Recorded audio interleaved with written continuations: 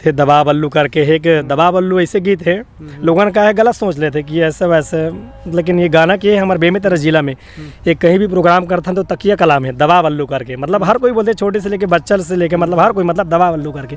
ये लोग तो पता नहीं कौन निकाले शब्द कौन बोले हैं, लेकिन हमारे बेमेतरा जिला में बहुत फेमस है ना। सोचा हमारे क्षेत्र में फेमस है तो क्यों ना गाना रुक देता हूँ, तो इसी टाइप से गाना बना है तो थोड़ा सुना देता हूँ मैं। ठीक है ना हाँ, सर। मतलब मैं भाई कुछ तो कहानी लिखना है, तो ये गाना के बोल ऐसे आप सब सुनो, बहुत अच्छा गीत है, रिकॉर्डिंग हो गई, वीडियो भी आई अगर, तो गाना ऐसे है।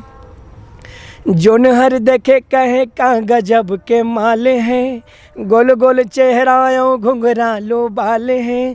जोन हर देखे कहे का गजब के माले हैं, गोल गोल चेहराओं घुंघरालो बाले हैं। तो संगवारी बन के तो का करे जाए भैया ऐसे टाइप से, तो दबा दबा दबा रे बल्लू, दबा दबा दबा बल्लू, ऐसे टाइप से। तो बहुत सुंदर गीत है लोगन, मैं उम्मीद करूँ कि बिल्कुल ये राजश्री नया अभी स्टूडियो खुले हैं, राजश्री म्यूज़िक करके, उमा